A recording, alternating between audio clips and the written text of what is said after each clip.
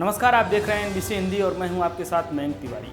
हरियाणा के पलवल से corona vaccine को लेकर दिल दहला देने वाली खबर आ रही है। पलवल का एक सरकारी अस्पताल जो सोना रोड पर स्थित है, इसी अस्पताल से 2 मई को एक व्यक्ति ने कोविशील्ड वैक्सीन लगवाई।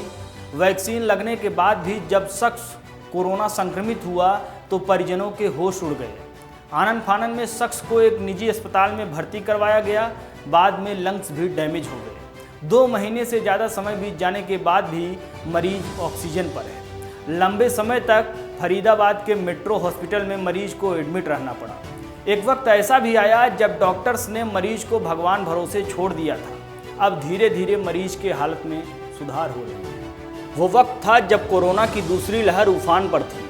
हरियाणा के मुख्यमंत्री मनोहर लाल खट्टर जी दावा कर रहे थे कि कोरोना से निपटने के लिए हरियाणा में मुकम्मल इंतजाम है। वैक्सीन का इंतजाम है, वेंटिलेटर का इंतजाम है, बेड का इंतजाम है, रेमडेसिविर समेत तमाम उन दवाओं का इंतजाम है जो कोरोना से निपटने में कारगर है।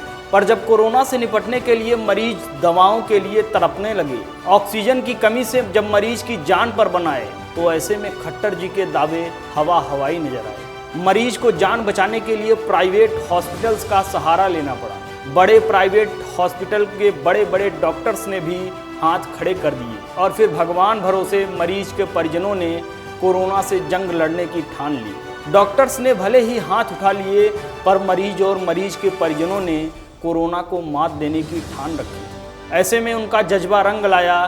दिनों दिन मरीज के हालात में सुधार होता दिखा। मेरे हस्बैंड ने 2 मई को कोविशील्ड वैक्सीन लगवाई थी, जिसकी वजह से उनकी तबीयत बिगड़ती चली गई। उनको कोरोना संक्रमित हो गए और कोरोना संक्रमित होने के बाद उनके लंग्स 90% डैमेज हो गए थे, जिसकी वजह से हम लोग बहुत घबरा गए। हम लोग फरीदाबाद मेट्रो स्टेशन में उनको एडमिट किया। वहाँ पर जाके डॉक्टर ने उनको जवाब दे दिया था कि मतलब हमारे हाथ में ये केस नहीं है बिल्कुल भी। बहुत ज़्यादा इतना क्रिटिकल हो गया था हमारे लिए केस की समझ नहीं आ पा रहा था। ना डॉक्टर को समझ में आ पा रहा था, ना हम लोगों को समझ में आ पा रहा था कि अब हम क्या करें। पता नहीं एक शील्ड कोविशील्ड ने मेरी ज़िंदगी को ऐसी तबाह कर दी कि मुझे कुछ नहीं पता लग रहा था। मैंने और मेरी फैमिली ने फिर भी भगवान के ऊपर भरोसा करके हमने लोगों ने बोला डॉक्टर को कि इलाज शुरू करा जाए। 1.5 महीने तक डॉक्टरों का कोई भी रिस्पांस नहीं होता था। हमेशा उनके पास जब भी हम लोग जाते थे यही होता था कि भगवान से प्रेयर करिए, भगवान से प्रेयर करिए। ये टाइम मेरे लिए काटना, मेरी फैमिली के लिए काटना बहुत मुश्किल था।